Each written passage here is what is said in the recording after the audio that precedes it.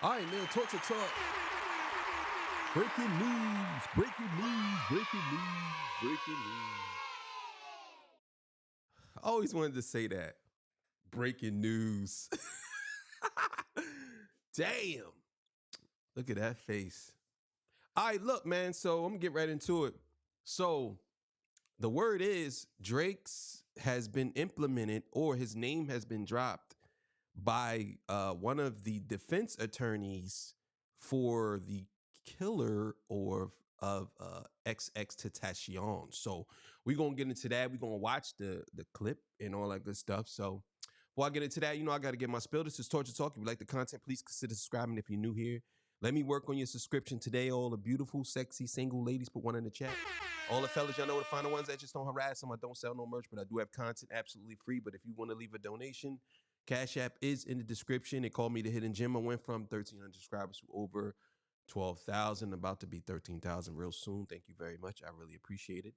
And yeah, man, King of the North. Let me know what kingdom you from. You know what I'm saying?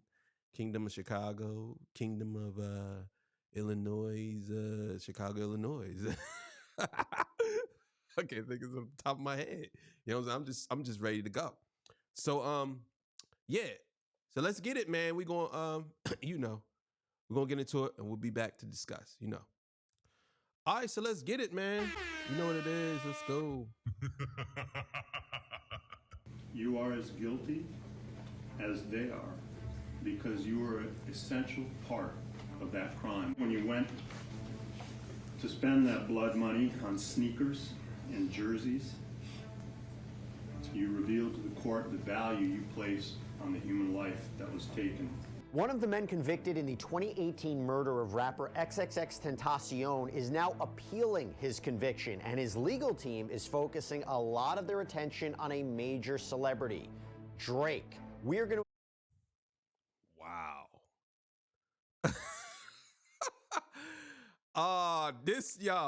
Listen, bro. I'm explaining something to y'all. The machine is at work. I'm telling y'all, man.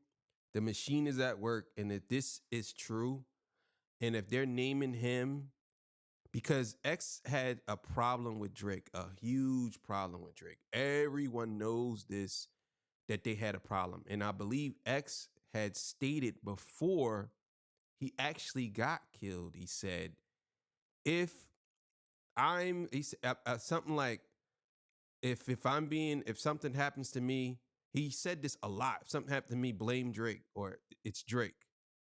He said that a lot. So this is going to get very interesting, very interesting. But the machine is at work. You see how fast that happened. Now, I'm not saying that UMG has something to do with this, but you got to ask yourself, you putting a lawsuit out on the machine, and now somebody's implementing you into a crime, which is pretty dangerous for you, because you said you just announced the tour, and if this appeal comes up, which probably ain't gonna happen no time soon, but if they implementing you, that means they're gonna have to bring you in for questioning. And oh man, this is about to get crazy, y'all.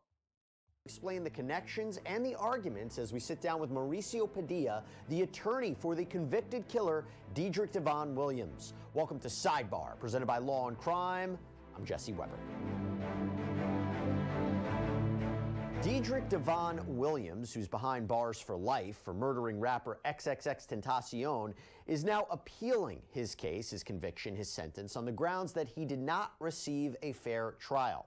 And this is in part due to what his attorneys say is the exclusion of evidence that pointed the finger, or maybe pointed the finger, at other people. And one of those people whose name has come up is rapper Drake. So I want to quickly get... Bro, I said this on one of my other streams, or in one of my other episodes a while ago. I said Drake he was named in that case, and they didn't use the evidence. And now in this appeal, they're naming him now. This is going to get crazy. This is going to be very crazy, because there's some people who are connecting things and using lyrics and everything. And Drake has said some things in his lyrics about XXX's death. this is gonna get good, y'all. Up to speed on this case before we get into these new allegations, these new arguments. Maybe they're not necessarily new if you break down this case. So last year, 3 men, including Williams, were convicted and sentenced to life in prison for the 2018 killing of the star rapper. And to be more precise, they were convicted of first-degree murder and armed robbery in connection with the shooting death of the 20-year-old artist whose legal name was Jose Onfoy. Now, the jury deliberated a lot. They deliberated for a little more than 7 days before returning a guilty verdict. This was for Michael Boatwright, Dedrick Williams, and Trayvon Newsom. Now, this murder occurred on... How y'all kill that bull, man? Like some of y'all are so stone cold. Like, and I think a lot of y'all think that doing something to somebody is basically...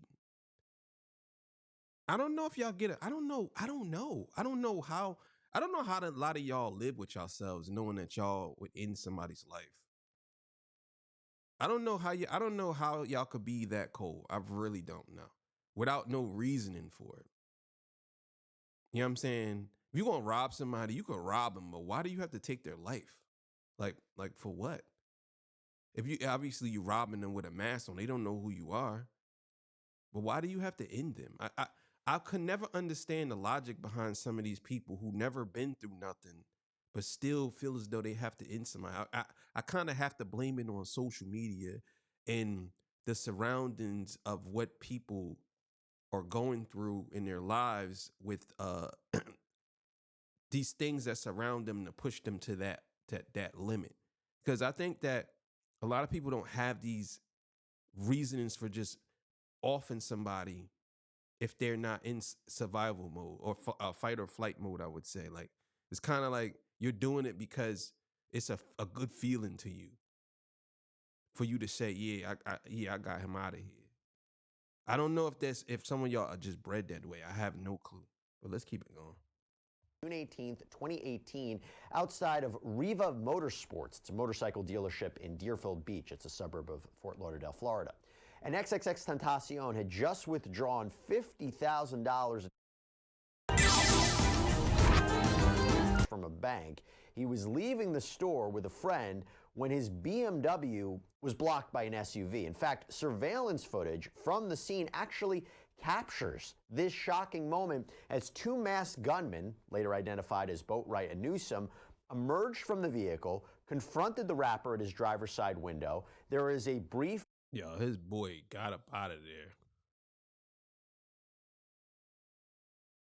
Yo, that's crazy, yo. You pull up in front of the dude and jump out on him like that. That's crazy, man.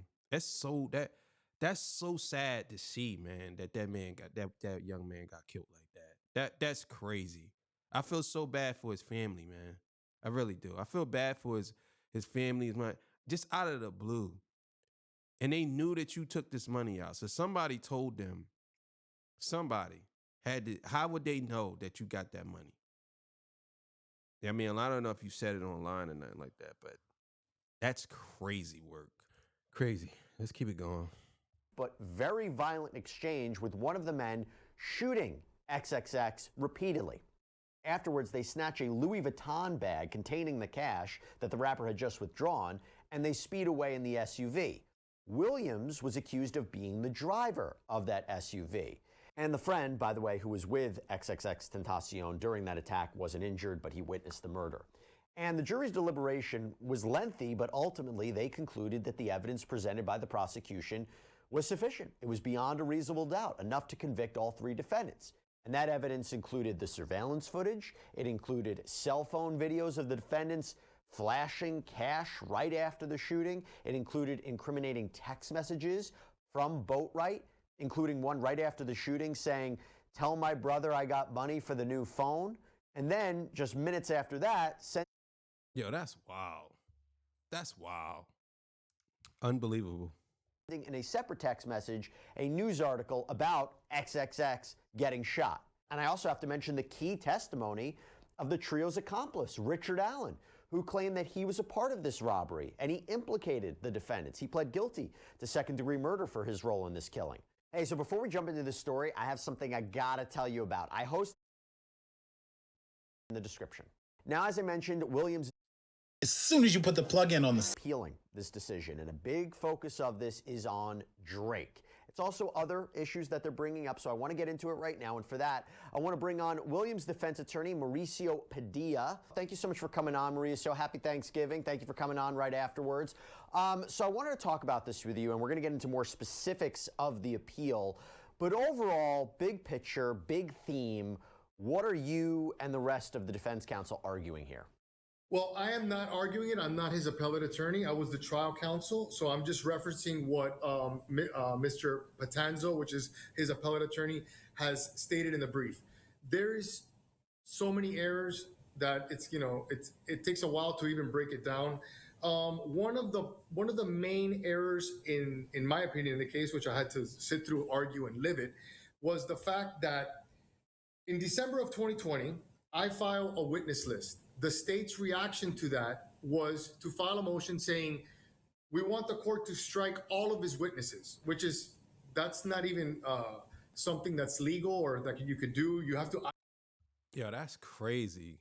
So they filed a witness list of all of this, and the state came back and struck that down. Like, there's no witnesses here. Like, what are you talking about? And this guy, basically, him right here, is basically saying, your boy has something to do with it. I believe he was the driver. So what's really going on here? Because let's just see what he says, because he's in there. So let's go. Itemize who you want stricken. You just can't shotgun approach and say, I want all of his defense witnesses stricken. But the state attorney did that. In a hearing that I had to defend, myself in that motion, the court didn't grant that, but the court instructed me to file a pleading, which was the nexus in my defense witnesses and what nexus they had to my theory of defense, which I argued was inappropriate because at the end of the day, you're ordering me to give the state a blueprint of what my defense is going to be. But I was ordered to do it, and I did it. When prior to Mr. Onfroy, which I'll refer to him as X for this interview because his stage name was XXXTentacion, which was the victim in this case. Prior to him being murdered, he had posted on Instagram, if anybody kills me, I'm snitching right now. It's champagne poppy. I'm paraphrasing, but something to that effect, right? So that's exactly what I said. I told you I seen that. And he was saying that on live. He said that, I believe, on a radio show. He said that. He said that a couple of times. If something happens to me, it's Drake. Trust and believe. He said it a couple of times. Imagine. The decedent said prior to his death, if anybody kills me, it's Champagne Poppy, which is Drake's Instagram name. I laid out in extreme detail all of my defense witnesses list, which included many rappers, because at the end of the day, the victim in this case was a rapper. He had feuds, ongoing public feuds with not only Drake, but a lot of rappers that are either signed to OVO or related to Drake in some way, including 600 Breezy, which is a Chicago-based rapper, and a rapper that's from Toronto by the name of, he goes by Top 5, which is Hassan Ali. And I had to lay that all out in detail. The court was fully aware of my theory of defense. Prior to that, I filed a motion to perpetuate the testimony of Livingston Allen, which goes by the name of DJ Academics, because DJ Academics was friends with X and had posted long YouTube, content regarding this beef. He actually posted YouTube saying that he was on the phone with X discussing the issue and the beef that he had with Drake, and specifically, X had either said or posted something about Drake's mom, and he had posted a picture of a Drake lookalike with semen on his face, and he wanted DJ Academics to post it on his own site, and he said, "I'm not going to do that." And in that conversation, DJ Academics says that you better be careful because even though, and I'm paraphrasing again, even though he's not a gangster, you may be pushing him. As a reaction to that conversation, X goes and says that he takes it out off the post off of his website or off of IG, and he says that his Instagram was hacked. I laid that out in my motion to perpetuate the testimony, which a motion to perpetuate testimony is when you have a witness that is relevant to your defense and that lives beyond the jurisdictional limits of the court, and that you feel that. Okay, so basically, so X did all these egregious things with Drake's photo and said some things about his mom. He tried to get academics to post it as, I guess, a meme or a joke. But I have to ask, why did he do that? Was there was a reason? Because X wasn't that type of character where he just came at you crazy. I think while he was in jail, Drake stole one of his songs or something like that when he got out of jail. And I don't know if that happened after he got out of jail. I don't know. But I'm thinking that that's the reason why, because Drake was doing some things and saying some things, and maybe he thought he can embarrass him by getting him back by saying stuff like that. You're not going to be able to bring them into court. So I'm basically asking the court to allow me to go to California or wherever I have to go, depose this individual, and now with his deposition, if he doesn't show up, I could use it in my defense or in my case in chief, right? So I did that, argued it to the court, and the court, in a reaction, basically said, I'm not going to grant your motion to perpetuate testimony, just take his depo. Let's just take it. So, okay, fine. I set a notice of hearing, went and served Drake in his castle in Beverly Hills. There's something that you mentioned, and I want to talk about this. So first of all, there was this deposition that was taken of XXXTentacion's mother, Cleopatra Bernard. She testified that Onfroy had this ongoing feud with Mr. Graham, Aubrey Graham, Drake. She said this feud with Graham included throwing shots at Onfroy and lyrics from one of Graham's songs. You mentioned that controversial statement that he made, if anyone tries to kill me, it was Champagne Poppy. The question I want to start with as we get into the Drake conversation, were you arguing, or is appellate attorneys arguing that Drake was a part of this killing, that he was the one who did this, or are you arguing that it should have just been allowed, you should have been allowed to present evidence to suggest there were other potential leads that law enforcement really didn't look at into this case? So again, what are exactly we suggesting? Are you suggesting that Drake had a part in it, or that just it wasn't looked into and it chose a sloppy investigation and not a fair trial? Well, in the brief and in what I was arguing in court is the latter. We are a defendant has every right to defend himself and to show reasonable doubt wherever it may be, and to fully investigate and articulate to a jury an alternate shooter defense or an alternate, a defense where someone else, committed this crime. Am I going to sit here and tell you that Drake was holding a gun or Drake? But the facts as they are stated by X's own mother is that she knew about the beef with Drake and with Migos. She knew about the violence between Migos and her son, where there was a violent episode. She knew about 600 Breezy, which is a known admitted gang member from Chicago, going to South Florida and posting on social media saying that he's blicked up, which means that I have a gun, and she was concerned about it. She testified in the depot that she discussed it with her son. She testified that the reason that she wanted additional security with him the day he died was because of this beef with Migos and everything that we're discussing. So it was relevant, and for many months during the trial, January, February, even February 7th of 2023, the judge is agreeing with me. Okay, now there comes a moment and a hearing.